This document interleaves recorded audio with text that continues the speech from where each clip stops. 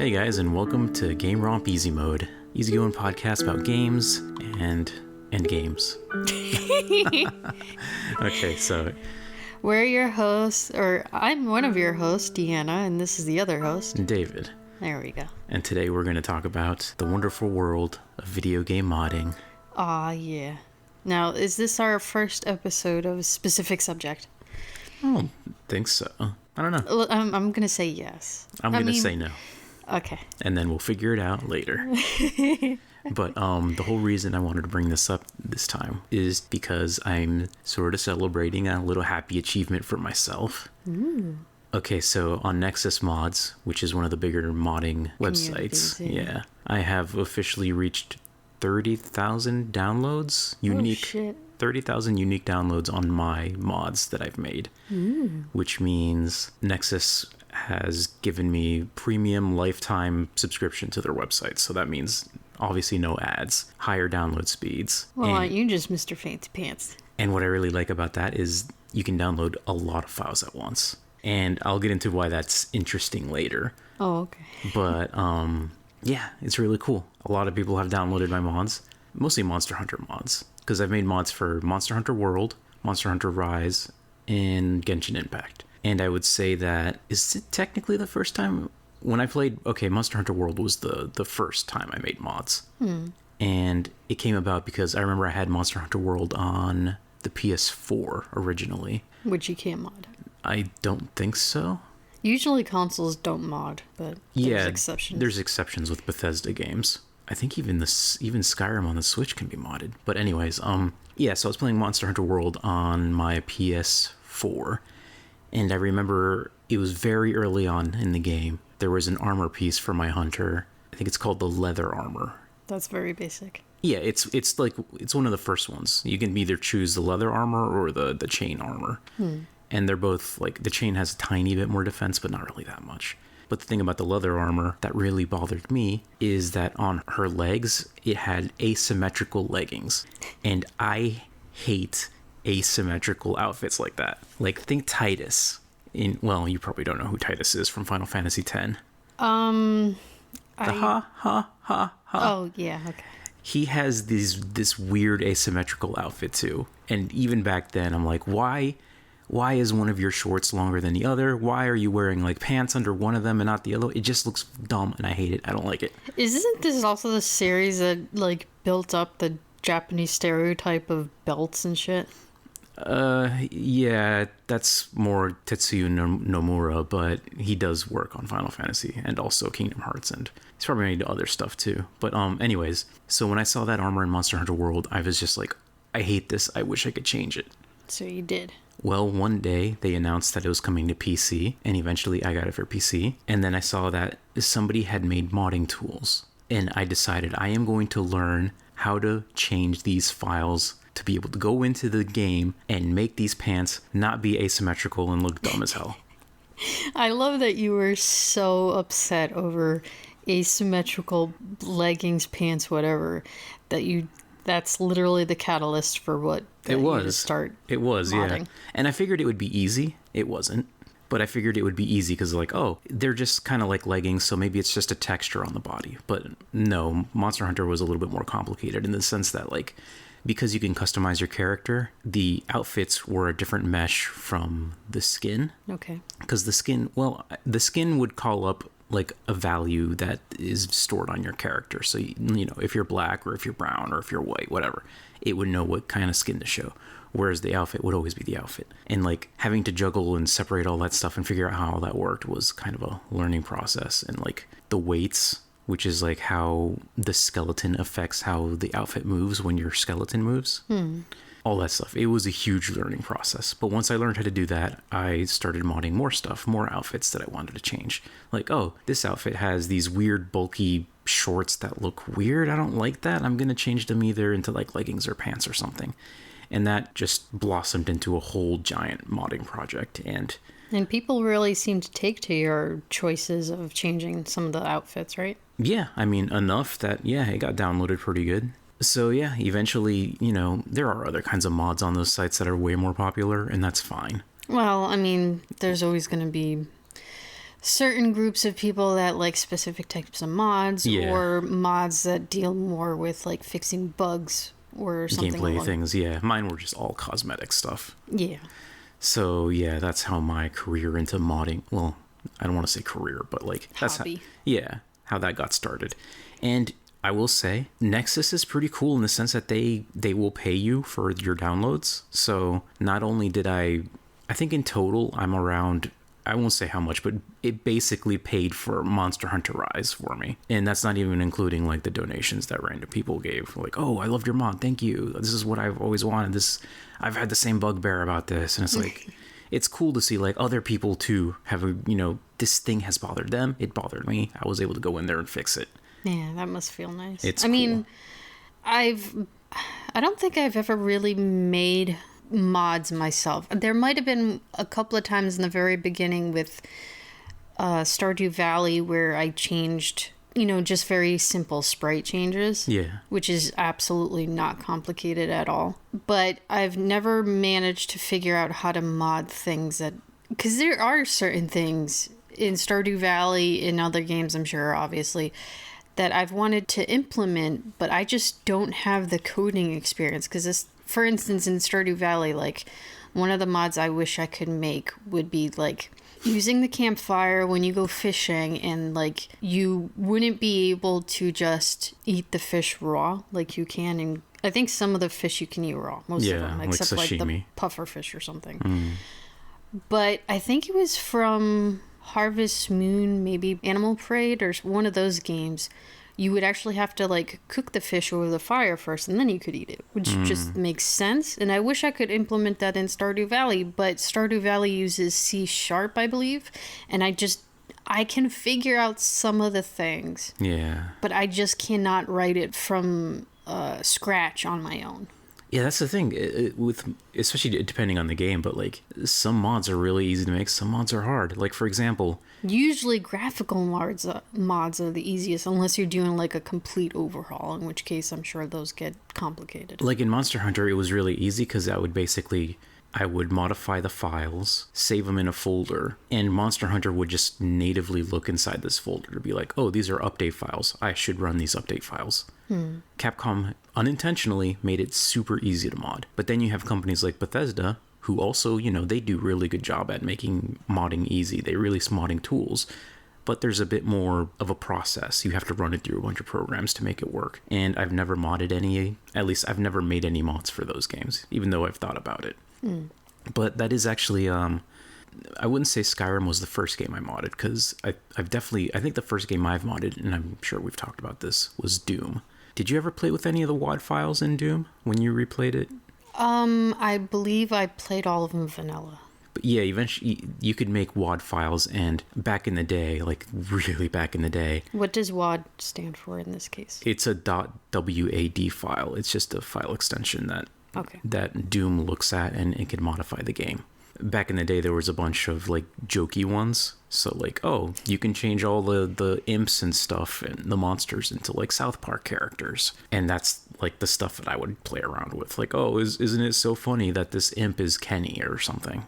Yeah, well, that makes sense because, well, at least back in the day, Kenny always died. Yeah. I think I've also seen, and this is probably a later mod, I don't know when it came out, but I'm pretty sure I've seen the Doom mod where everything was Tim Allen. Or like all the sound effects were like, oh my god. So yeah. I've seen some weird shit. That is a funny modding is such a big wild world of like the Wild West. You can mod things to make cosmetic stuff. Oh, do you want the game to look more green and lush? You can do that. Do you want to change the clothing to be more modern or cool or sexy or whatever? You can do that. Do you want to change the game to have different gameplay mechanics? Or do you want to change the game to be extremely dumb and funny, like having Thomas the Tank Engine flying through the sky, or Tim Allen going at every little thing, or the Dark Souls death screen to say thanks Obama or whatever. And it's like, it's so was it also like Randy Savage? I think he was Macho Man is like the dragon or something, and that was really freaky because it's just like his human skin basically over the model or the skeleton of the dragon, and it's completely warped. Oh god. Oh, good stuff. So your first game was doomed to mod. Yeah, definitely. I want to say my first mod. Now, I say my first mod as it's like super old school, but it was probably still around 99 to 2000, I think. Zoo Tycoon, I believe. Where it wasn't like super complicated stuff. It wasn't like gameplay mechanic changes. It was just people taking an already created animal in the game and like reskinning it to something else, I believe. So they would have like maybe more endangered animals that just didn't exist in the game. Or I believe, I don't know if I downloaded this one, but I'm pretty sure they started making Pokemon ones, when it was just 150 you can mess around with. Oh, that's cute, yeah. So I think like one was Bulbasaur or something, and it actually didn't look too bad. You can probably go back, maybe you'd have to take the Wayback Machine, but see some of the mods. And then after that was probably Sims 1. Yeah, The Sims was another big series with mods. And I didn't have the ability to start modding anything in The Sims 1, even if I wanted to, because I had the most basic computer. And if I'm thinking correctly, when I was at my grandparents', I didn't have internet access, so it wouldn't have been there anyways. But just trying to remember how skins in The Sims 1 worked for, like, the Sims themselves, it was just, like, basically if you sliced down their back and pulled their skin off and flattened it, that's what it looked like. So, like, if you worked with the Sims skin, I'm sure eventually you would figure out how this 2D flat image would eventually wrap around the model itself. But it looks so fucking weird. That's basically how even today texture. Yeah, I'm sure it works. all goes back to that. But just seeing their face, like, splayed out was like some kind of horror image. It's interesting because like when I'm modding, there is a way to get that. You can do that directly into Blender and have the texture show up in there and just like color on the model. Yeah. But I tend to just work with the flat texture in whatever art program I'm using. So well, I guess it also depends. Like in your case, if I'm remembering correctly, and if I'm wrong, please obviously correct me. But you're usually turning things into like flat black leggings? Well, no. I mean, it depends on what I'm doing.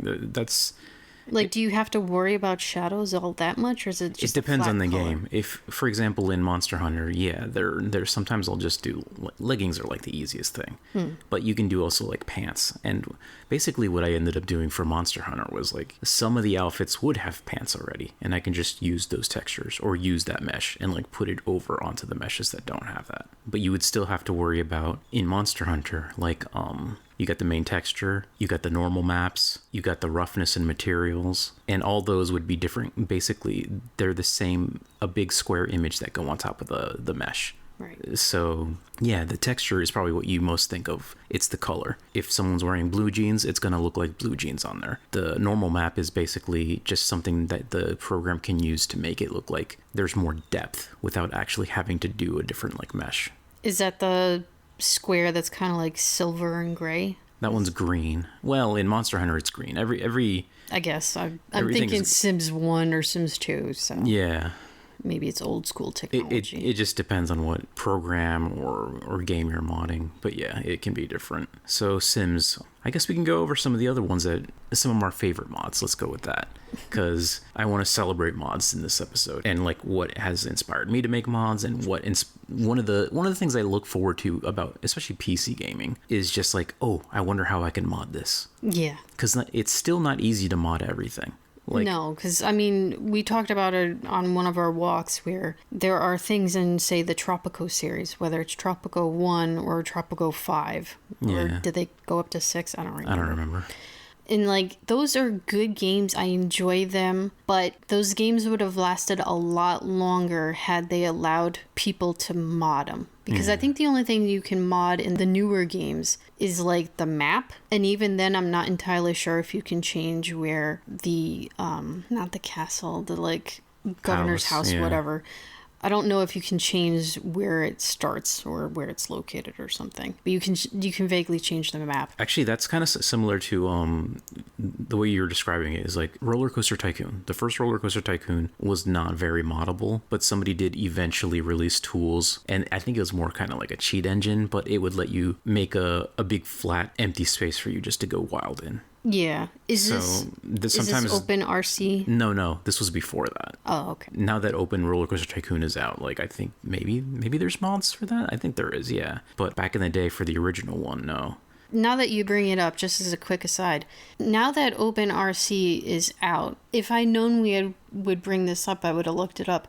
I just wonder if they completely translated that from assembly, or if someone managed to make a translator so that like people can build it in other languages, but is it still going back to assembly language, or is it completely updated? I don't know, so I'm not going to say for sure. I'll have to look that up later. Yeah. Anyways, so let's talk about some of our favorite mods. And I think we got a list here. Oh yeah, this is probably what I would count as like the most quote unquote research that we've done before one of our episodes. Well, I didn't want to forget any of these. I think one of the games that I've played the most on my Steam library is Fallout 4. Fallout 4 is already a huge game, but it has such a big modding community that it's so easy to like pick a new mod and just have an all new different kind of play style. And that's what I like about Bethesda games. Yeah. Whether it's Fallout or Skyrim or I guess Elder Scrolls, whatever. Because they have preemptively built tools, I guess, or some tools for the modders to go in and mess around with. That this is why Skyrim has sold 10 different variations over the years. I wonder, though, because there's a lot of people that don't play with mods even in those games. That's true, because I don't know if you can mod on all the console versions or not. For the new versions of Skyrim, I think so, yes. For Fallout 4, also. There's limitations, though. On PC, you can do whatever. On Xbox, you can almost do whatever, but I think there's like a 2 gigabyte limit. And on the PlayStation... Kind of like how the old version. On the PlayStation, there is even harder limits, because Sony was like, we're not so sure about this, so you can mod the game, but you can't bring in new assets. That seems weird. It's because it's a single player game. Why would Sony care?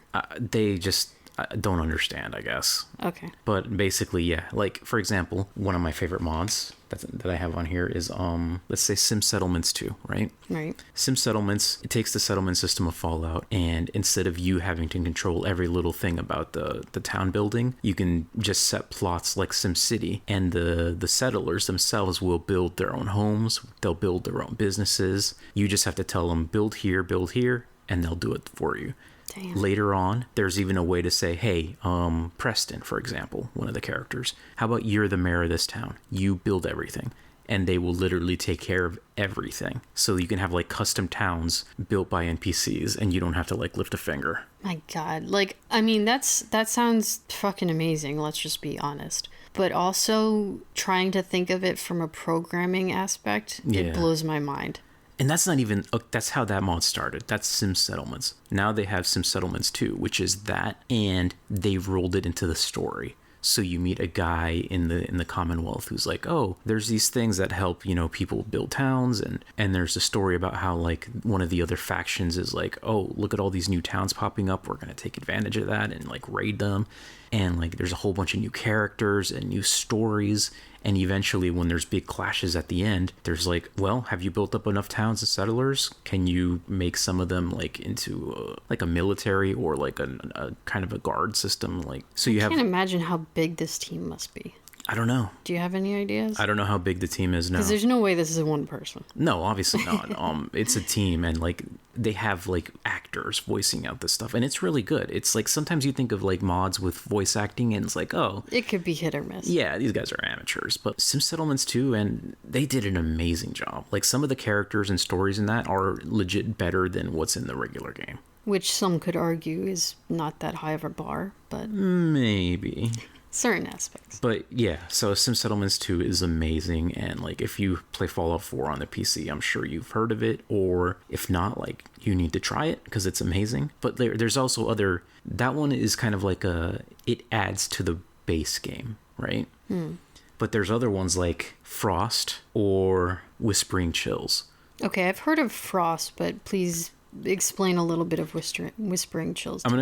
I'll go over them briefly, but Frost is basically, it remakes the game in the sense that, like, instead of being 200 plus years into the future, it's like just 5 years after the bombs fell and there's like nuclear winter. So the story is non-existent. Like, all those characters that were in the base game are just gone and replaced with like regular people, and it's a lot more brutal. And it's like you start underground, everything is irradiated, you have to be careful, and it changes the game from being like just this explory shoot 'em up to be more like you have to be careful because it's tweaked in a way that like everything is lethal. So it's super survival. Yes, exactly. It's hard to find food. It's really hard to find medicine. So you have to be really careful. For a lot of the game, you're just hitting things with sticks because like guns are not common, and the people that have guns, they're going to use them against you, and it's really lethal. It's not like in the regular game where you can just walk around with 20 bullets in your stomach and be fine. It changes the game so much. And Whispering Chills it takes it in a whole other different direction. It's a play on Silent Hill, basically. Actually, I think it's called Whispering Hills, but the mod pack I played is Whispering Chills. But Whispering Hills is basically, what if we turned Fallout 4 into Silent Hill? Okay. So they've changed everything again, like all the regular NPCs are removed, and it's just like, now there's monsters out there, and like some of the Silent Hill monsters and just some unique monsters, and like night times are more dangerous, and sometimes you'll hear the siren, and then like it goes into super night basically. Oh shit. And like it's so fun to be like wandering around and trying to survive, and you hear the siren go off. Yeah, I and love it's the panic siren. inducing, like in a way that it's just you can't replicate in like other games. It's so cool. But like you have to build up a base and put up turrets and like try to make it defensible, and it's like, oh no, it's nighttime, it's gonna be dangerous, am I gonna survive? And it's so fun. And it's like, this is Fallout 4. This is a game where like you have a robot butler and whatever. But no, in this version, it's just completely different. And that's what I love about mods for Fallout 4. You can... So they just completely changed it. It's not even like the same game anymore. Exactly. It's like the same world space, the same mechanics, but like the story, the environment and stuff can be changed. One last one for Fallout that I'm going to bring up is the wilderness.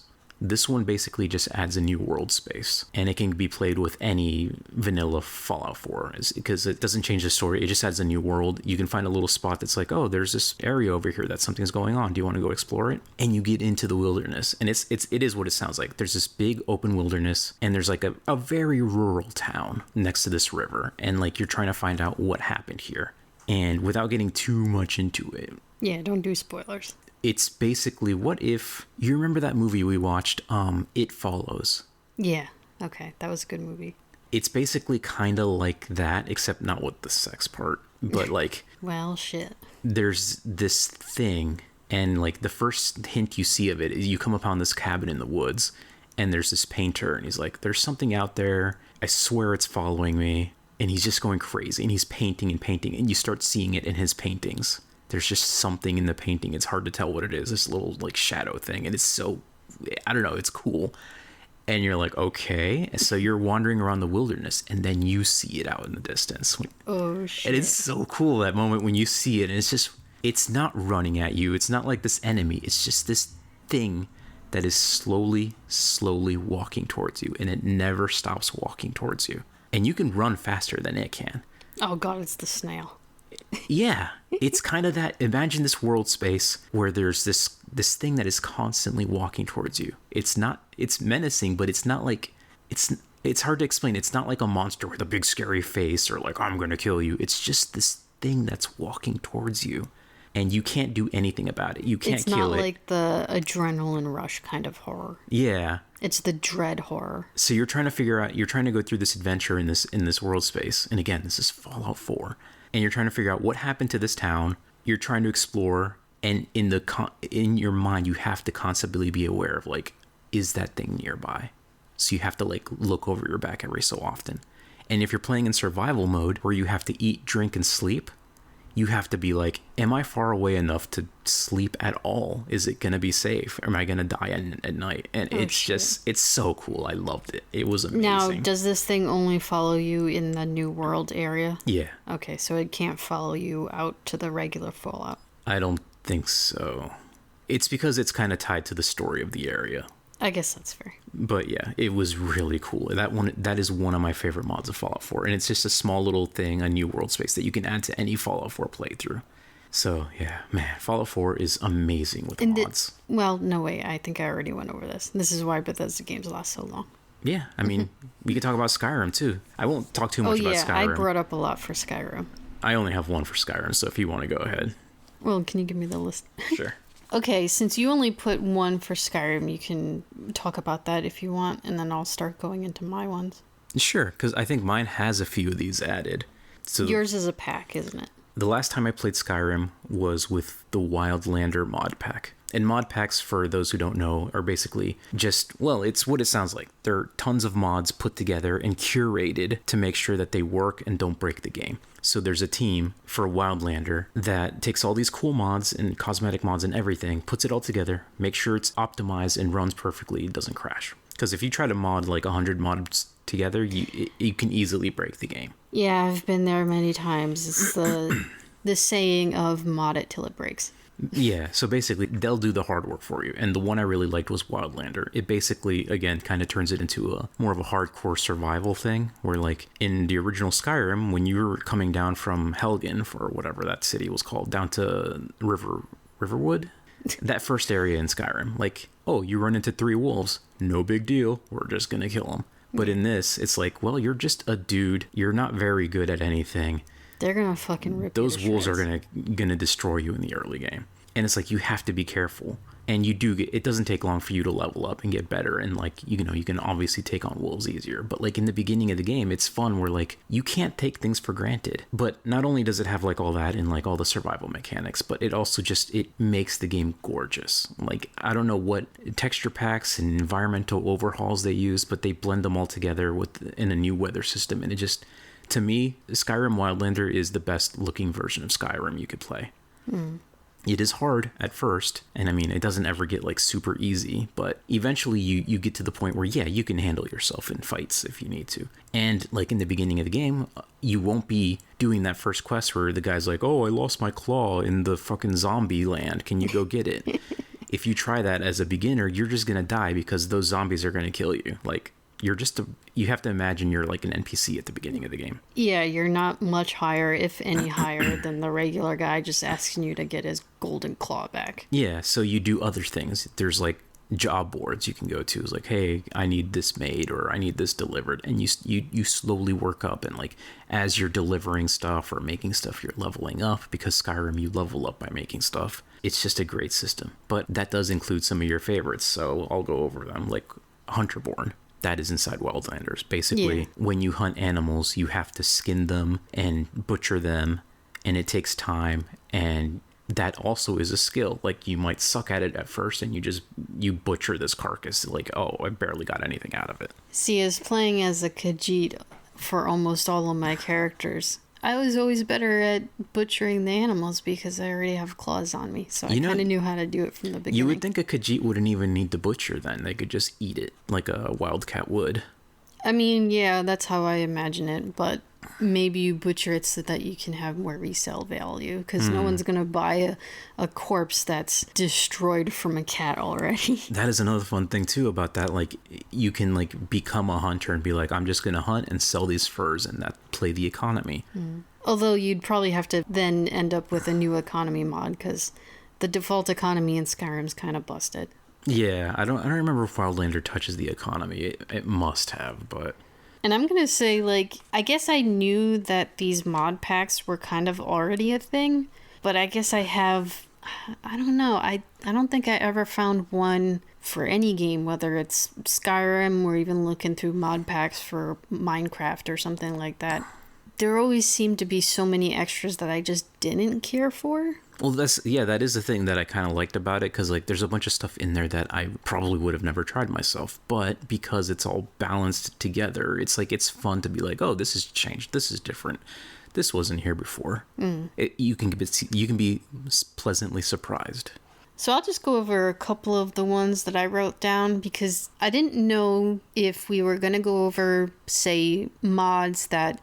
Because especially for Skyrim and Fallout, some of the biggest mods you quote unquote have to install from the get-go is just bug fixes. Yeah, because and like it's a script Bethesda extenders. game. Yeah. Yeah. Oh, we just talk about But those are kind of like the given. Yeah, just talk about the stuff that's fun. So the ones usually when I start Fallout and Skyrim and even Minecraft and later on Truck Simulator and stuff, a lot of the mods that I go for are like the more realistic things or things that improve the environment. So yeah, it's kind of interesting because I can play pixel games and it's not a big deal. Like I like how it looks, or Dicey Dungeons where it's kind of cartoony, but it's still good in its variety. But I end up liking mods that increase the graphics a lot. So one of the big ones I think that most, if not everyone, should just install for visual enhancement for Skyrim was the static mesh improvement mod.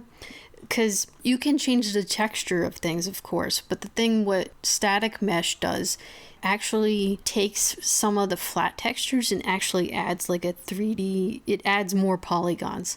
Yeah, one of the things I remember that it does is like the ropes, instead of the rope being like a 2D texture, it makes it an actual mesh. So like it just looks better. It makes the game look better. Yeah, so it's like it's visual improvement, and I guess to some degree it's going to probably impact your FPS to some degree. It's just a little touch that just adds more realism to a game, especially like a 3D game like Skyrim. Yeah. It just makes sense that a rope around a column is not going to be flat. It's going to be a thick rope. Another one was, I don't know, this probably shows up in the Wildlander mod, the alternate start. It does, yeah. You can pick what you start as. Like I'm just visiting at an inn, or I was crossing a border, or I'm a farm owner. Yeah, so I'd like that because, well, okay, everyone loves the joke of, hey, you're finally awake, la la la. Yeah. But if you've been playing Skyrim for even just 5 different restarts, you probably just want to be something else. I love that mod, especially like some of them are really powerful. Like you can say, oh, I'm a landowner in this part of the world, and like you start the game, you're in this farm and you just own that land. Yeah. Or you could be like, I'm an escaped vampire's thrall, and you're just like in the cave, and like you're starting almost naked because you were captured by a vampire, and like this is how your story starts. Yeah, and I think there's that group, I don't remember the name of them, they have like wear antlers or something. You can start on one of their groups or something. They're Bretons. What were their name? I don't remember. I know who you're talking about. Let's just call them the elk people, whatever. And then you already went over Hunterborn, so I like that. And another one to go with Hunterborn, I almost thought it was the same thing, but I guess it's different, is the campfire one. So this is where you actually have to like build a tent, and you put... I think that's tied in with Frostfall, isn't it? It might have been, yeah. I think it's made by the same guy, and it's basically, you can make camps, and... You put the lantern in, you can take off your clothes, well, your main armor when you go to sleep and stuff like that. It's just, I don't know, there's something about adding the realism and the immersion that gets me with a lot of these games. It's just, I don't know, it's so nice. Like you want to go to sleep, well, you gotta set up your tent so you don't freeze to death. Have you like these immersion stuff, have you ever played with the ones that add like dirtiness? Probably, but I'm not gonna remember the name of them. Because Wildlander adds that too. It's like, okay, you can just go camping. Oh, is that the one where you have to take baths and stuff? Yeah. And it's like, it's interesting because it sounds so annoying and dumb. Like, I don't want to worry about this. But when you're out in Skyrim and like you're fighting stuff, you can get covered in blood. And that can make people more afraid of you, which can be good or bad, depending on, what you're trying to do. And I'm assuming it can also open you up to diseases too, right? Yeah. If you're extremely dirty, yes, it can. Makes sense. But then like you can also, the inns now have bathhouses, and like you could pay to go in and like take a bath and use soap, and that'll make you clean and smell good, which makes people... Yeah, your charisma goes up. Exactly. And it's just like these little things. And it's like, you don't have to pay attention to it too much if you don't want to. You can literally just jump in the river and that'll clean you a little bit. And there's different levels of cleanliness. It's like if you're wading through the river, you're going to have a different cleanliness versus somebody who's taking baths with soap. That's still better than like running around dirt and blood covered or whatever. And it's just another little fun thing to like think about. Like, do I want to pack some soap so that if I'm out adventuring and I don't have anywhere, I can at least, wash off in the river with some soap. And if I will, that kind of goes for me into Rimworld, because I have a ton. I mean, Rimworld is a thing. There is so many fucking mods for Rimworld. I think I have like close to 200. Now, I'm not using all of them. There's still a lot that are just like... I see that list and I'm like, wow, let's give you like 10 minutes to talk about Rimworld mods. Okay. The one that connected me that you were talking about taking like baths and stuff is Dub's Hygiene, or Dub's Bad Hygiene, I think is the full title of this in Rimworld. So this obviously adds what you probably think it adds because the title. In the base game, your people have to eat and stuff, but they don't go to bathroom. They don't have to shower or any of this stuff. So Dubs has added a little latrine that they like pee and poo into, and even the wild animals will pee and poo out in the world. Oh, great. So you might at some point want to add another mod that kind of works with the filth out in the wilderness. Your dudes are gonna be stepping in a lot of shit. Yes, if you don't clean up, like, yes, it will get pretty bad, but there is another mod for that helps, because like it makes sense that, say, if an animal poos, it's going to stay there for a long while. Yeah. Because that's just how it works. But if they pee and it's on ground, it should be able to just go away after a day or two. It kind of just sits there until it rains. So that's a little complicated. But it adds bathrooms. You can also add in the need to drink. Which I've never added in because that seems way more complicated than I need it to be. Just adding the bathroom for me. Somehow it feels like adding drinking is more important than adding bathroom, but... I know, but I feel like it would kill them off so much quickly. Well, I guess Rimworld is hard enough as it is. Then there's also realistic rooms. So the thing with vanilla Rimworld, which... It's been so long since I've played vanilla, it could be out of date, because they've done a lot of updates since I first started playing it many years ago. One of the things that's weird is the story of Rimworld is you've somehow managed to crash on this alien planet, if you will, even though most of the time there's other humans. But the thing is, when you build them rooms, because they want rooms, they want shelter, obviously it makes sense. But in the vanilla game, they want rooms that are surprisingly big. But it's like you're fighting for survival, right? You shouldn't need a room that's the size of our living room. That's just absolutely fucking ridiculous. So what realistic rooms is basically cuts it more than half. Okay. So it's like, fine, you get a room all to yourself, but it's going to be able to fit like a bed, a bureau, and maybe a pet bed or something. You're fighting for your life on this alien planet. You don't get to have a fucking throne room, you know? Okay. There's a lot of mods that just add like quality of life things or like AI things. So one of them is called smarter construction, because I don't think I've ever had this happen to me, but I've seen screenshots from other people where they'll be building a wall up against, say, another wall, or they're trying to build wooden walls while digging in a cave system. And somehow the AI will kind of goof up and the pawn will build themselves into a corner and then they can't get out. Yeah, I saw that coming. Okay. So that's just a mod that adds smarter AI, basically. Okay. And that's another thing, like the share load. You'll have construction plans, if you will, to build, I don't know, say a fridge or something. I guess in the base game, one person can take supplies to that construction build, only one at a time.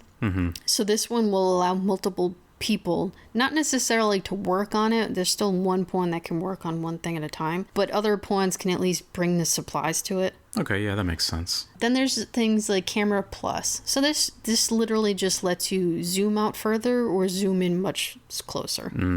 Those are handy. Yeah, I don't usually have to go in super close, but I like the camera to be a little closer than they usually allow. And then there's one interesting one. So for the longest time, there was a mod called Wall Light, because the lights that you could build in vanilla would always take up a space on the floor. Oh, yeah, I know where this is going. So someone decided to make, well, fuck it, let's just make a wall light. So you could put the light on the wall and then you'd have that extra space. But in the last major patch... For the vanilla game. Give me a second. For the vanilla game, it added a wall light natively. That is so funny when that happens in games, because like that you see that in other games too, where like this is a mod that is very popular and in the Fuck next it, game, we're just gonna add it in. or in the next patch, yeah, we're gonna put it into the game, and that's The great. funny thing about this, though, is that if you go, because the mod itself is still up on Rimworld or on the workshop, and if you go and see it, the thumbnail is, I guess it's what Big Boss from Metal Gear Solid, and he's doing the salute. And it's just like, you done well, soldier, or something. But technically, you can still install the Wallite mod, and it takes away how many resources it uses. You know, speaking of that, in the sense of like, it's funny how the devs will see mods and be like, oh, we're going to add this to the next game or whatever. WoW did that a lot, didn't they? I think, I don't want to say this is something that, anyway, you know what, I'll just say it. I'm not going to have to make a mod for Monster Hunter Wilds because now the armors Or gender unlocked. So that means if you don't want to wear shorts anymore, you won't have to. That's pretty sweet. And I know they've done that for Monster Hunter Rise. They added a thing where like the things that drop off monsters in Monster Hunter World, they can be kind of hard to spot. So somebody made a mod to be like, we're going to give it a little light beacon so it's easy to see. In Monster Hunter Rise, that is just part of the vanilla game. So sometimes you have to wonder, like, even if they don't admit to it, like, did they see these mods and they're like, that's a good idea, let's just put that in the game? Or people want this, let's just make that happen. Yeah, I guess that's fair. Which brings me to another thing that I would love for a company to... Legality. For a company to see and be like, oh, people want this, maybe we should do that. And for me, that is going to be the Breath of the Wild Linkle mod. Oh my god, yeah. There was one mod you put down for Linkle, and I just put an arrow because I'm like, yes. Yeah. So that was the only mod I ever used, I think. So, Breath of the Wild is amazing. Yes. It's one of my favorite games ever. But and eventually we'll get to Tears of the Kingdom. One of the mods that we both love, I guess, is the Linkle mod. And that just basically, so cute. Yeah, it basically changes. If you don't want to play Link this time, because you know you've always played the dude, you can play as Linkle, and she plays exactly the same, except she's cute. She has all her own different outfits, which makes it so that like when you're collecting armors, it's like, oh, this is a whole different look. It's a whole different thing. That's something I love in games like this. Like, what does this outfit look like? And mixing and matching. It's like with Linkle, you get a whole bunch of other stuff to play with, and it's great. Yeah, she was amazing. And the great thing about the mod for in Breath of the Wild, I don't know if it has to come up in Tears of the Kingdom eventually. Do you know if they're soon, right? Hopefully for Linkle. I haven't kept up on it, but it should be this year, yeah. God, I hope so. I can't wait. The thing with Breath of the Wild, and if you play as Linkle, well, Linkle's a girl. So when you go to the desert and you're supposed to, as Link, do that whole quest where you cross-dress so you can get into the woman's only town, you don't have to do that because you're already a girl. Yeah, they changed it, and it's like, it's just... And like, I didn't even do the... Obviously, I did not play with the Linkle mod just to get past that, but it just makes sense. Exactly. So yeah, that was great. I love that. Yeah. And like, you still have to do everything else, so it's just a little story it's just one little Easter egg where like you don't have to do it. You can still do it. You can still find the guy and get his outfit that way, but you don't have to, and it's fun. Yeah, so that was nice. Yeah. Linkle's just so cute. Yeah, exactly. I think the only thing that was quote unquote wrong with the mod is when you go in the memories, it's still Link, isn't it? Oh, yes. So you could almost like internalize that Link transition somehow. Like, oh, Link went into the... Was it the you can have your own thing? headcanon like that. Yeah, like she's trans if you want. Or you could just have the headcanon of like, well... Something went wrong in the process. This is just... it's a video file. They can't edit this. So you can pretend in your mind what she would be in that situation. But yeah, to me, it's just like, well, okay, it's a video file. Clearly they can't edit that. I'm not going to think about it too hard. No, I know. It wasn't anything against the mod authors. I just thought it was funny. I just like figured, well, I'm just going to imagine it's Linkle back there too. And like all the dialogue has changed, all the pronouns are changed, so you don't, nobody's referring to you as he or as Link. Everything is updated, and it's just a seamless, except for those videos. It's a seamless experience, and it's really good. I loved it. And I just can't get over how fucking cute she is. Yeah. Like, yes, I want to play as a girl, so fuck me, I guess. I mean, yeah. I'd rather look at a cute girl than just, Link again. I've played so many games with Link. I just want to change of pace, and it was cool to play Breath of the Wild with a different character. Although, for those that do want to play as Link, and that's obviously fine, what I think they should do, and this is going to be into the like, hey, let's customize Link, which I guess Nintendo just doesn't want to do. They should let you play as the Link with pink hair, too. That is the interesting thing about Breath of the Wild or any of these Zelda games, because and we've been over this, so I'll be very brief. I don't like that Link is his own character, has his own story and own personality, but doesn't talk. If he's going to be mute, let me customize and make my own character. Yeah. So Linkle kind of helps with that. And you can even, there are mods to change Link. You can change his skin, you can change his hair, you can change Linkle's hair, you can change, but I just play with the default versions of Linkle. But like, you can even play as other characters if you want. I know there's a mod that lets you play as Zelda, but I don't know, that one doesn't. That one, Zelda's rescuing herself, I guess. Yeah. Unless they switch Zelda to be Link, and then I wanted Zelda to be playable in the new game, but for this one, it kind of just makes sense not to play. Linkle works for me. I love that mod. Anyway, here's another one that is kind of slightly different, but since you brought up WoW anyways, one of my favorite mods for WoW, World of Warcraft, which you can't really mod too much, except for UI stuff, somebody made a mod that lets you play it with controller. Oh, yeah, I guess that makes sense for you. And it updates the UI. It was a little awkward, but I got used to it, and it was so comfortable.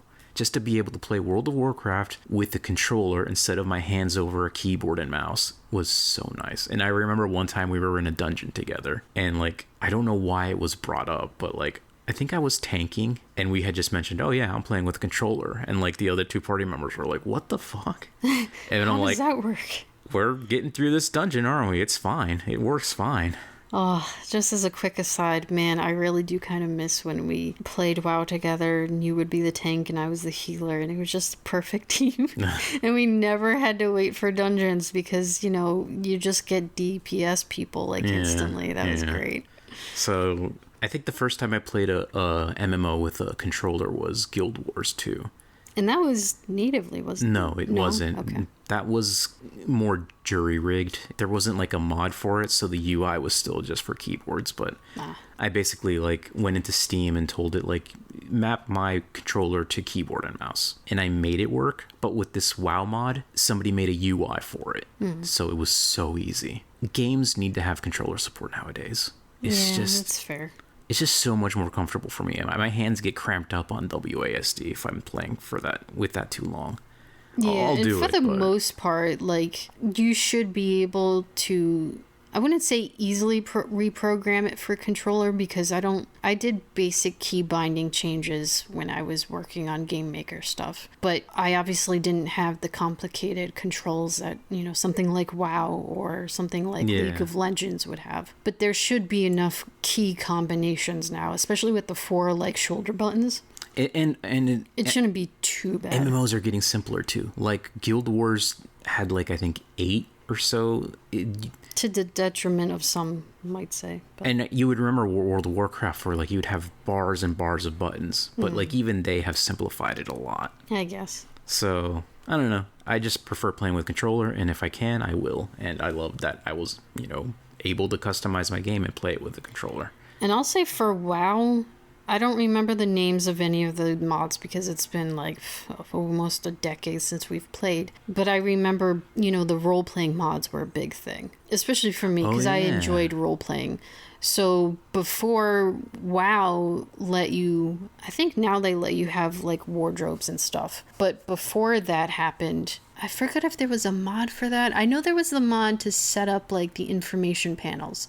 So you would set up your story, you would set up like whatever characteristic things, and if you had that mod installed and someone else also did, it would link up your two, not necessarily link up. You could see each other's information. Yeah, sorry. I'm bad at explaining this. You could put your mouse over them and the tooltip would show their information. Their backstory, their character, etc. Yeah, and as a silly role player back in the day, not super great at it, but I enjoyed it anyways. That mod was a must need for me. That actually reminds me of another mod for WoW, that it would change the way the quests would appear, because normally when you go to talk to somebody about a quest, a big old page with just paragraphs pop up, right? Yeah. But with this mod, it would have like, it was more like an RPG where like I remember that. Yeah. their the dialogue 3D box. their 3D head would come down on the left or whatever, and then the dialogue box, and they would break up those paragraphs into digestible chunks. So that was really good too. Yeah, that I don't know why. It's like the same amount of text, but presenting it like that was so much easier for me to just read and not be overwhelmed by like, oh, what's this Joe Blow here by the pond need? And then have like 6 paragraphs. I think another thing is because between breaking up the text, but also that their 3D model would move and almost talk with it, kind of added a little bit more realism or like interaction with it. Yeah. So they would talk. Whereas when you just open it up, they just stand there. Yeah. So that might have helped a little bit as well. Such a good little...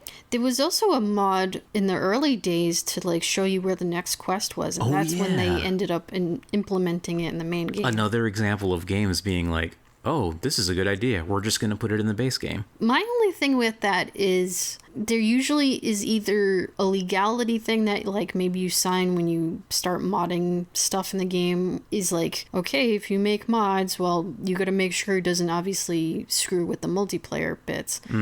But also, if we like it enough, we can implement it if they want, because it's going to cover their ass. I don't know. I don't know exactly.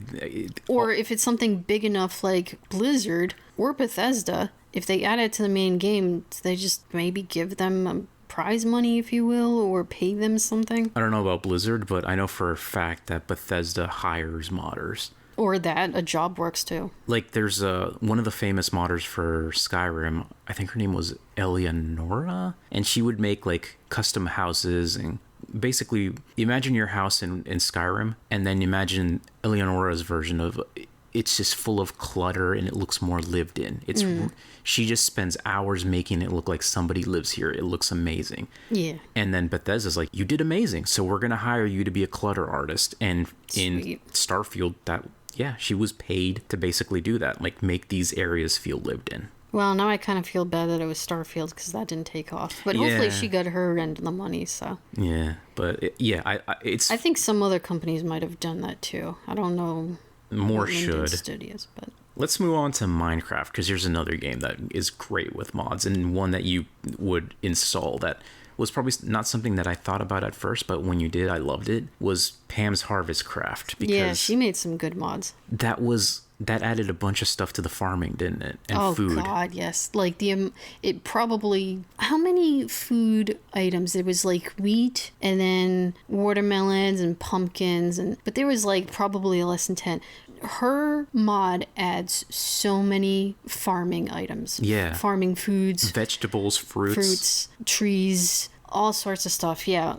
Pam, who I think that was her actual name, she made a lot of mods, and hopefully she made plenty of money because she had like a Patreon or something, I think. And yeah, she just went fucking hog wild with that, and it was great. I loved it. I loved it too, because like when we were playing together, I would love making the house and you would go exploring, and like every time you'd go out, I'd be like working on the farm, and like every time you come back, I'd be like, oh, look at this new expansion to the farm or the house. Oh my god, I loved how you set up the farm, because like it was you almost set it, I think, how they set up the rice fields, I think in China or something, where it's like a level and then it goes down a level, and you just had the irrigation go down the level in the middle of it, so that the plants all to the side, I think it's like 5 or 6 blocks, would get watered. And then it would just drop down so that the water kept going. And oh my god, that was gorgeous. I loved how you set that up. I just it's funny, I don't like playing Minecraft in creative mode, but being able to, like, in the survival mode, to be like, this is what I have to work with, and just slowly building it out is so much fun. And when we're playing together, because you would love to go adventuring or whatever, and then I'd bring back just a whole shit ton of supplies. And I would just like expand the house and the farm, and you would have to think about how things were laid out, and not only think about how it's laid out to work, but I like to think about how it's laid out to look nice. Yeah, because you also, like, the water goes down the middle to water the plants, but then you would also have, like, little bridges across the water so we could just walk over it. Yeah, because you don't want to jump on the crops. And because Pam's Harvest added, like, just any vegetable or fruit you can think of. And this is back when, yeah, like you said, I think it was potatoes, corn, wheat was, like, the only thing you could grow. Oh, and pumpkins and watermelon. Yeah. And now we just have farms of like spinach and broccoli and strawberries and just anything. It's amazing. I love that. And you could use those for cooking. Yeah, all the recipes. And I think one of hers had recipes and stuff. I forget if they added buffs or if it's just different food values, but it's just, I don't know. It makes the survival more fun. And it was just so pretty because all those vegetables and fruits and stuff was also colorful. So then there's just color everywhere. Another mod, I think this is technically a mod pack, but I played a lot of it, was the Tech-It mod pack that added like factories and stuff. Oh god, I couldn't do that because like if it has anything to do with redstone, yeah, I was not good. Like I could get redstone to open up a door or something. See, a lot of these factory things didn't even use that though. Like yeah, you would build machines to like make quarries or like conveyor belts or pipes and just like that was nuts. Yeah, it's like, okay, I'm gonna make this place that's gonna just quarry out this section of the mountain, and it's gonna separate the stone and the coal and the iron, and like you can make a furnace to melt down the iron and make different weapons and stuff.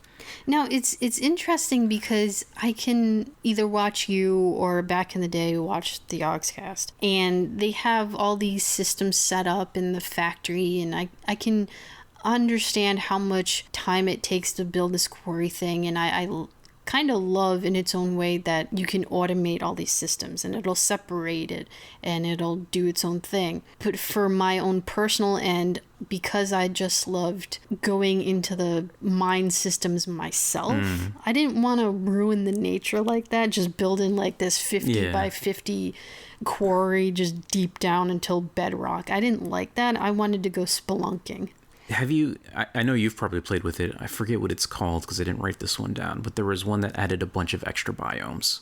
Yeah. Because we played Minecraft way in the early days when, like, I don't even think the savannah was added yet. No, this is like super old school. Some of these mods would add, like, oh, this is kind of like a forest that you would see in the Pacific Northwest, or this is an African savannah, or a jungle, or whatever. It's like it added a bunch of different, like, biomes. Yeah, I think it's Biomes O' Plenty. It's still around. The only reason I didn't install it the last time that I was kind of just messing around because I think one of the other mods, I forgot if it was rounding the tree trunks or felling the trees in some way and it wouldn't work with Biomes O' Plenty for Felling some the reason. tree, is that the one where you chop the tree and it just falls down? Yeah. That's a good one too, yeah. Instead of having to It's a visual thing, yeah. It's also just handy because like some of the trees are so big, like if you chop down like the middle section and then just like half the tree is still floating in midair. Yeah, it doesn't make sense. And there is the one, so there's two different kinds of felling ones. There's the one where you chop the very bottom of the tree trunk and it'll actually, the tree kind of turns into its own graphic, I guess, or something, and it like slowly falls over like an actual tree. Or there's the tree felling where you'll cut the bottom stump bit and they all break from the top down into the chunks. The thing is, though, is like, oh, but you're, saying that, especially the tropical area where the trees are like 50 high or some ridiculous thing. Like, yes, you will get a shit ton of wood, but if the tree's like literally that big, it will extend the time that you need to be chopping. Yeah. So it's not going to be as fast. It's going to be slow as shit. And also, if, say, you were using, like, a wooden axe or even just a iron axe, it's going to take that whole axe. Yeah. So it's not like you're just getting 50 chunks of tree. It's basically adding all of the wood blocks together into one block. It'll calculate if this wood block you're chopping is connected to 5 others, it's going to take us 5 times as long and 5 times as much durability. Yeah, so it's not like cheating. It's the same thing. It just makes more sense. So speaking of exploring in Minecraft, did you ever? One of my other ones that I liked was there was ones that would add dungeons and stuff, and like that's fun because like the dungeons in the base game are just like one single room with a little spawner, but this would add like actual dungeons and maybe like boats in the just different things where you see there's a place to explore. But one of my favorite ones was called the Twilight Forest. I think I only saw that like once or twice. I know there's like that's supposed to be the little spawner, or not the spawner, the teleporter. Yeah, think of like how you would go into the nether, right? You'd have to build a thing. In this, it's basically you would find like a fairy circle with mushrooms, and there would be like water in the middle. And I forget what you had to do to trigger it, but you would throw something in that water and it would turn into a portal. And that would lead you to the Twilight Forest. And it's just this whole other, like I said... Super dark. Not always. It's basically always in Twilight, hence the name. But some of the sections of the forest were dark because it was just completely covered in canopy. But there was also like parts that were open, and there was all new animals, and there were some new dungeons too. Like there was like a wizard's tower with a bunch of books and stuff in it. And it's just, it was really fun to like explore. Yeah. And there was like new bosses in there too, which, I mean, they were kind of, this is an old mod, so they weren't like the most amazing things, but it was still cool to be like, this is Minecraft in a whole new world, and it was really fun. Yeah, I think vanilla Minecraft added like these giant houses or like mansions almost or something, and it has all these like testificates or villagers or there's like there's gray ones now, right? That's a bit. I haven't played. I still it call in a them while. testificates, so I don't know. But I remember like one of my favorite things to do was find a village and build it up. I would build houses with the doors so that villagers would breed, and like the goal was like to get it to the point where there's a bunch of naturally spawning iron golems, right? And I would just love building the houses, but there was also mods for building villages too. Yeah. But yeah, oh jeez, there's just, Minecraft is another one of those games with just a million great mods. Okay, so my turn. Banished, I'm going to bring this up because it's a really good colony builder, town builder, whatever you want to call it. And there's basically, I mean, there's many mods, but there's technically two major mod packs, if you will. I put in Colonial Charter because that was my favorite one. I think there's also one called Mega Mod. I've played Colonial Charter as well. So Colonial Banished. Charter is so good. Banished, for, I don't know if we've ever talked about Banished. It's basically imagine Not yet. New England or pioneer times, or people just living in like wooden houses and maybe stone brick houses, and it was pretty basic. Banish is an amazing game, but there's only so much you can build. Colonial Charter adds so many new building types and professions for your villagers. Yeah, because like the base game is basic, but it was, I'm pretty sure, programmed and built by one dude. So that explains why like the villages are, you know, not super detailed. They follow very basic AI and stuff like that. And yeah, I just really liked Banished because, you know, the city builders like SimCity, which people haven't touched in ages for reasons. And then, what's the other city builder? City Skylines? City Skylines, yes, thank you. You know, those can kind of get almost too big for me. Yeah. So I kind of like going down to things, and I think I would count Rimworld as this too. It's kind of like a colony builder. Yeah. A small town builder. It doesn't get that big.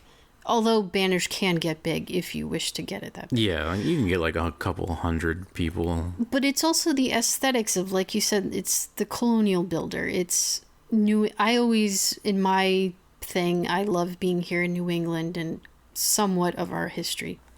Whenever I make a place, it's either called Providence or Exeter because that's just me. But it's like, I like that aesthetic of just the colonial life, and it's also like the survival aspect, I guess, too, because you have to make sure you have enough wood collecting and then turn that wood into firewood so that when winter does finally roll around, that your people are not going to freeze to death. I was going to say, it's interesting because unlike the other games that have like money, like coins or dollars, this is just resource. Banished, yeah, exactly. It's like you don't worry about money. But although Colonial Charter does add. Yes.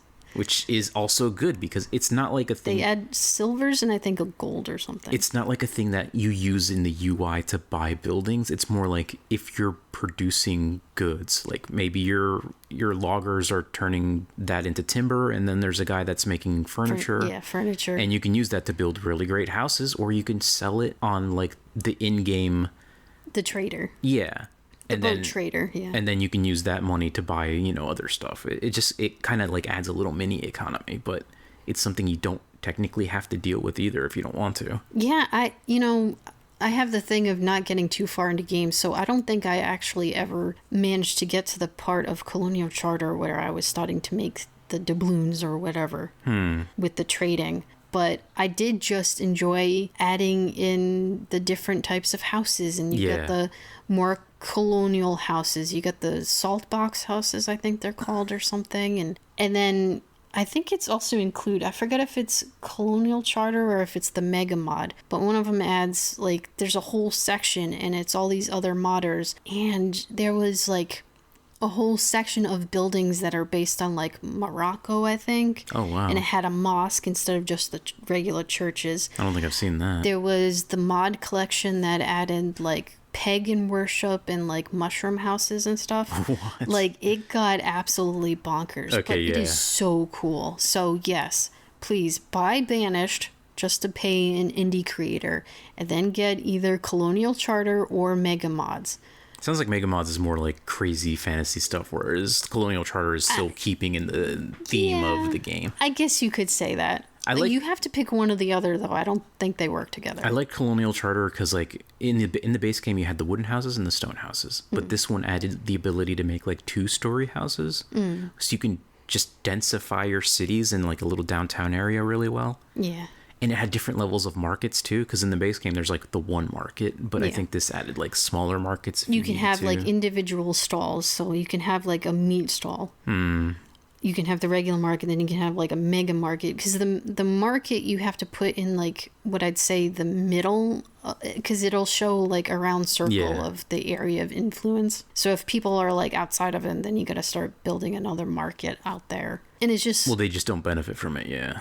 I guess. And it's just, I don't know. It's just, maybe I should start playing that again. You can play whatever you want, honey. We're just going over fun mods. No, I know. It's just, it makes me think, and I'm like, oh shit, that was a good game. Yeah, I mean, I think about this about a lot of the games. Here's one that I'm probably not going to play again, but I liked modding. And this is a console game, technically.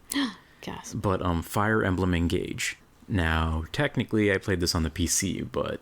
And I'm going to go quiet here, because I've never played this game. I'm not going to go too hard into this, but Fire Emblem Engage... I'm sure you know the meme of the main character with the red and blue hair, right? Oh, yeah. She looks like Pepsi or like Colgate or whatever people were calling her, Crest-chan. It's like, oh, you got one red eye, one blue eye, red hair, blue hair. The character design in that game was ugly, I'm going to be honest. Some of the characters look fine. It was like the human embodiment of yin and yang. A lot of the characters just look like VTubers or something. It's just really weird. Super anime. But there was a very interesting thing about this game. It was surprisingly easy to mod for people that were playing on PC. Now, some of the things were harder. Like, I think I downloaded a mod that made the main character just have, like, blue hair. Because that's kind of like the Fire Emblem hero color, blue. So she just had blue hair, not this weird mix. It's just easier on the eyes. It didn't look as cringy. So when I was playing it, it just made me feel better to not look at that. But one of the interesting things, too, is you could modify the characters with a simple text file.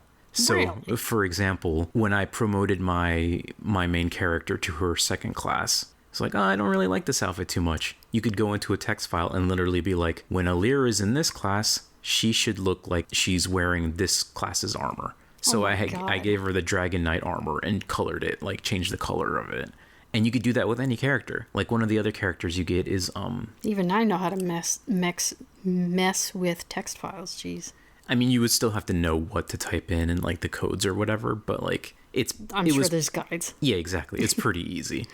So like one of the archers turns into like this berserker character that can use axes and bows, but because they're kind of leaning more towards the berserker, the outfit looked really dumb. And it's kind of like, oh, just like a sports bra and like bare. It just looked weird. I don't like that outfit. I'm going to go into the text file and say, wear the archer outfit, and I can change the color. It's like, oh, weird. Your pants are like this weird puke green color. Let's make them black or something. And it's like just being able to go into this little text file and be like, I want this character to wear this with these colors. It's such a simple thing. But they could have easily made that in the game, too. Yeah, like a cosmetic, if it's just a text file, what the hell? They could have been like, oh, there's this closet. And you can go there and be like, do you not like what your character's wearing in this class? Well, pick any of these other outfits and then, color picker. Now, this is a third-party developer for Nintendo? No, this is first party. Oh. They own Fire Emblem. Okay. So it's a Nintendo issue. Yeah, they just didn't... I don't know why they didn't it's never been a thing. Customizing your character that much has never really been a thing. You could choose their class, but they would always have, the classes. If you turn into a ninja, you're going to look like a ninja. But in Fire Emblem Engage, if you wanted to, you could have your tanky person wearing a horse rider armor or whatever. It was fun to be able to just customize. I love customizing things like that. So we got 2 more games. Should I go over my single game, or should we go over the last game that we've both played, which would be Stardew? What's the other one? Truck Sim. Oh. Okay, so I'll just go with the Truck Sim for real quick. So I played... We can do both. It's fine. Yeah. I've played both of those. Okay, I mean, yeah, I guess you did play a little bit of Truck Sim. I didn't really mod either of them too much, though.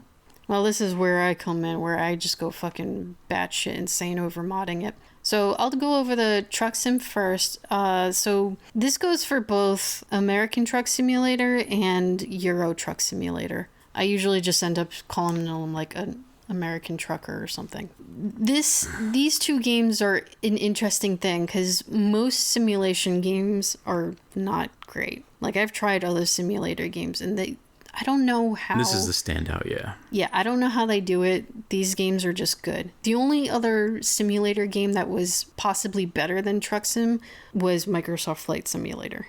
But they've had decades to certain degrees. Yeah. I think Truck Sim is better in the sense that you have more tangible goals, so it...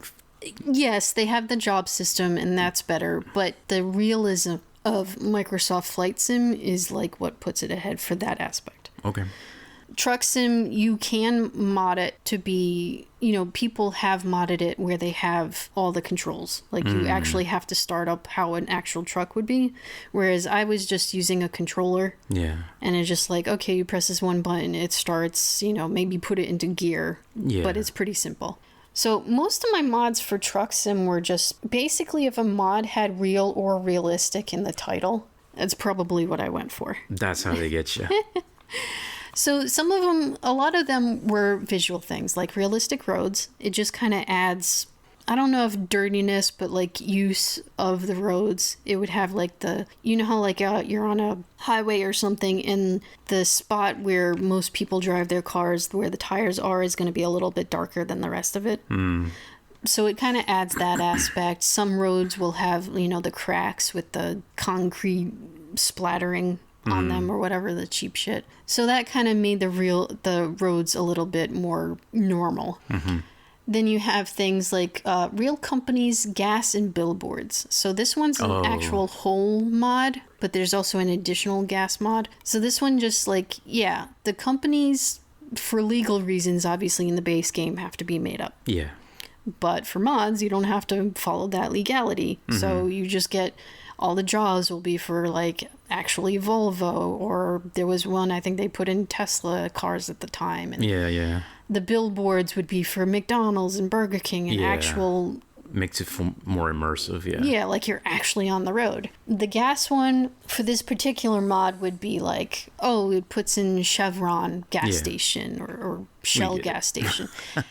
Now the other gas mod was, I don't know, I'm assuming... they had an algorithm and not necessarily updated it themselves. It would take actual real-life gas information from the real world and update it once a week for the mod. For the prices? For the prices, yeah. So your prices of gas would actually be what's happening over in California, and then the gas prices would change if you went over into New Mexico or something. Would that make the game a bit harder? Well, probably. That's probably good because the game is pretty easy. Yeah, and that's another thing. A lot of these games too, there's like economy mods. Yeah. Usually you get the one where it's like, the economy is crazy hard or the economy is stupid easy.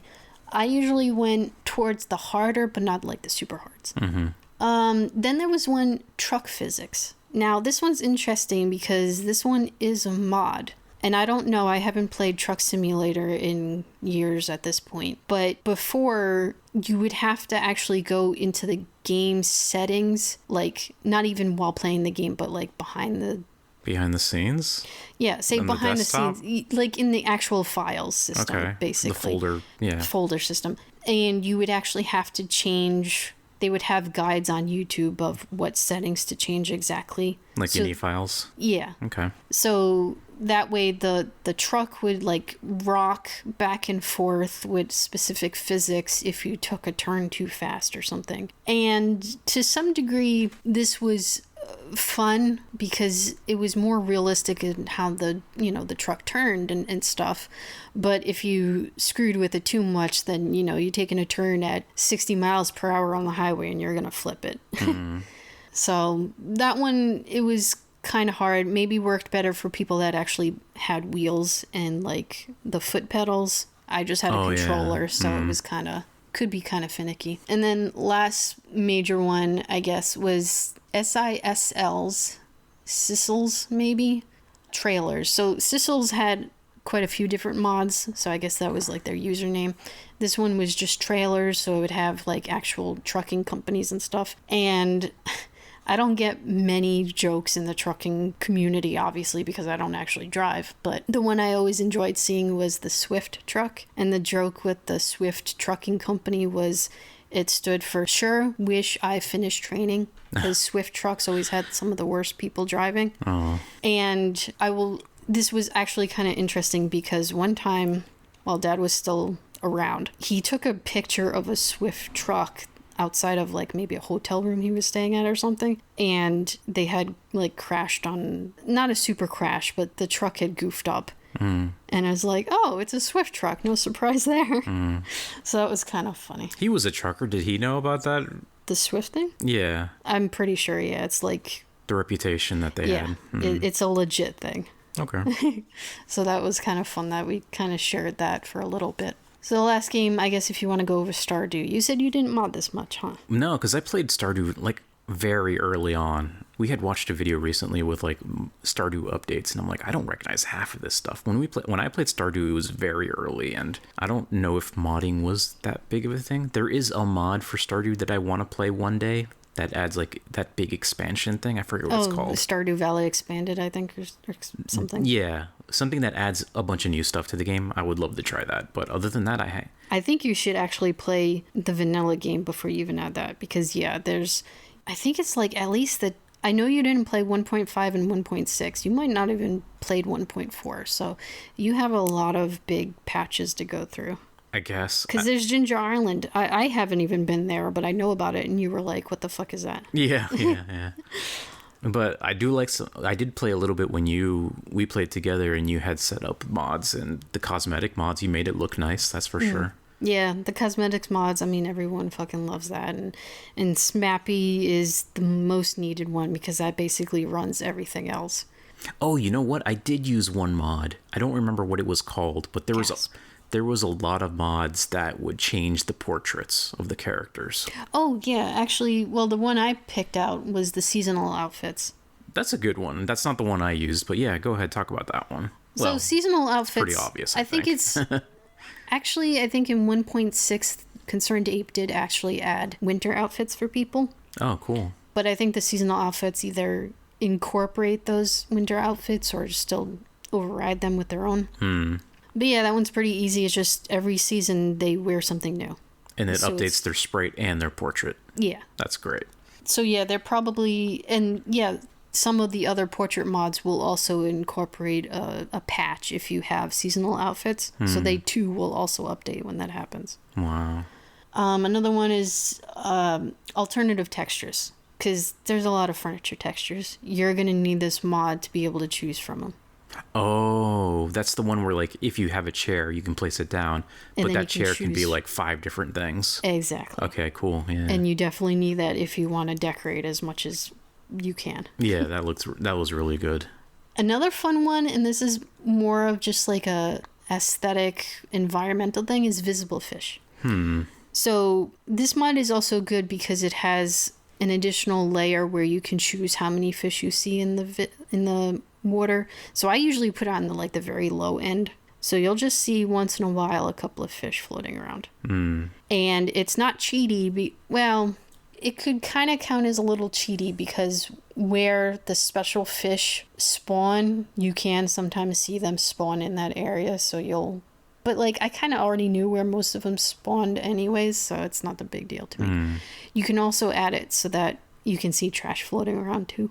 Oh, great. Because, I mean, that's part of it. And We go to our regular waterways around here, we see the trash. Yeah, but we live in a city of like over, hundreds, thousands of people. Not a city of like 12 people. That's not even a city, it's a little town, but yeah, it's a village at most. But I got a chronic blur. Yeah, but you can turn that off if you don't want to see trash. I don't know. It's just nice to see this couple of fish floating around once in a while. Swimming around, you mean? What'd I say? Floating? Well, maybe they're dead. I don't know. You kept saying floating, and I'm like, well, that just sounds like they're dead. So, swimming around. Swimming around. It's just nice. Yeah, definitely. And then, like, most of the other mods are just like, hey, change the animals to look this way, change the aesthetics. Yeah. And then you got the shaders or recolorings and stuff. So, that was most of mine. I think we've talked a lot about mods. The longest episode about a specific subject, so maybe that's good. I don't know. I don't know. Mods are just amazing. So do you have a mod that you really enjoyed? I mean, there's like a shit ton of games we obviously didn't get to talk about, like, just the ones we've played. Yeah, even City Skylines. Like, I could go on about that one, but people have turned that game from a city game into like more of like a prop game where you just build everything bit by bit. And well, yeah, you watch like some of the engineer and actual like people that work in construction and city setup, right? Yeah, there's a whole bunch of different YouTubers that do that kind of stuff. Like, you can turn it into like a model railroad game, basically. But yeah, I mean, hell, here's a quick one. When I was playing Transport Tycoon 2, I downloaded the new Acela trains that aren't out yet. It's like, I put that into the game. It's like, yeah, that's fun. There's just modding is good. It makes any game you already own have new content, and like, how can you not love that?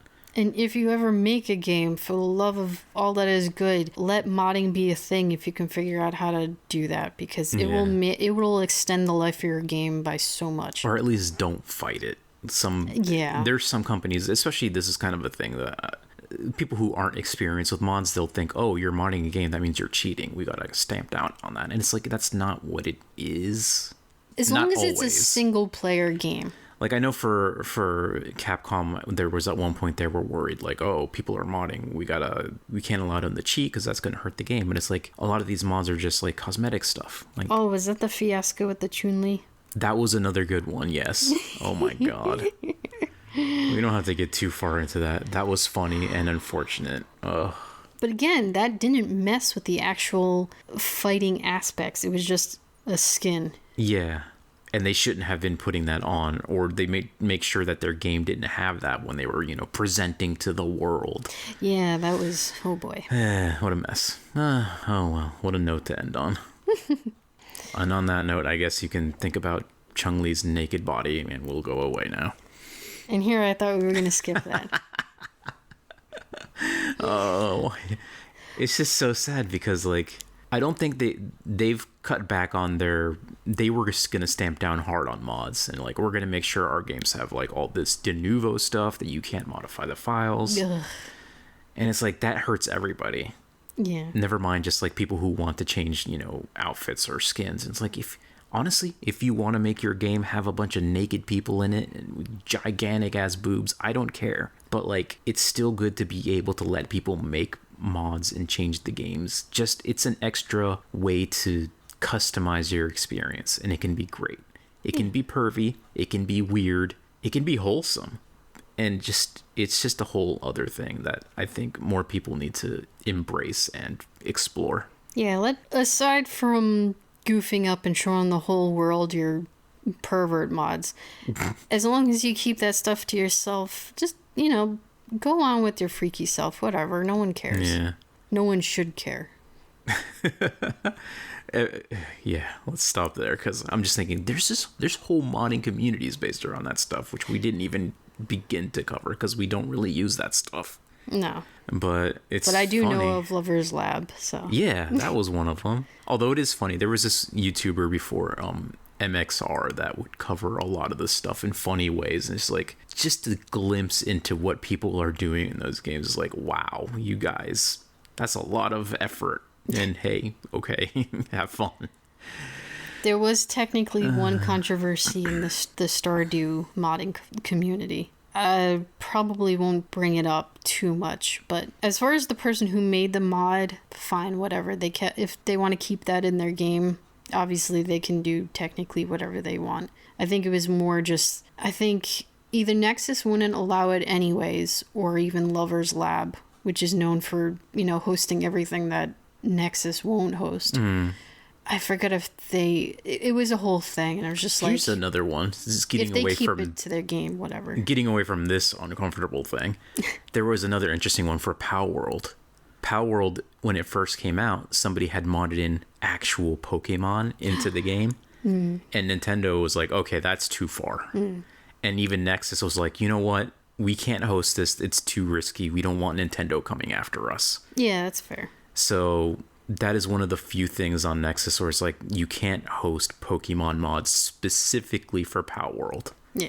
But for example, in Monster Hunter, I have mods in Monster Hunter World. There's mods that lets your Palicos wear costumes that basically they dress up as the cats from Animal Crossing. So like I can have, what's his name, Kabuki. Yeah. So Kabuki running around with me hunting the monsters and stuff like that. And it's like, oh my god, you can have Bob.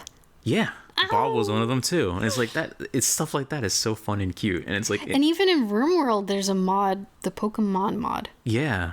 And Minecraft has a Pokemon mod too. Oh yeah, Pixel Mods, I think it's called. So it's like it's just because it was Palworld that it was too close, I guess. Yeah. And I can understand when Nexus comes in with certain mods, it's like, I'm sorry, but we cannot host this. Yeah. And I understand. It's too bad because it's just fun. And Palworld's amazing anyways, but yeah, whatever. Anyway, think about Palworld, think about Pokemon, and think about making Pikachu work the farms. Oh my god. This has gone on for a long time because goddamn mods are awesome. So yeah, if you have any mods that you would like to talk about, let us know. Any mods that, I don't know, the games that we played and the mods what we enjoyed. Or games you wish you could mod, because there's a bunch of games I wish I could mod that you can't really right now. Yeah. So, you know what? One last thing. Genshin Impact. Oh boy. When that first came out, I was still on my high of modding Monster Hunter, and I remember asking in the Genshin Impact subreddits, like, does anybody know if there's a modding community budding around for this game? Because I would love to make mods. And that got shut down real quick. They're like, no, that's cheating. You can't do that. And like that topic got like downvoted to hell. But nowadays, modding is in, and people don't care. So look who won out in the end. Modding is great. It just adds to your games. All right, guys. So we'll see you next week, and probably with a lesser, shorter episode. Yeah, this is a long one, but whatever. It's worth it. See you later. Take Bye. care.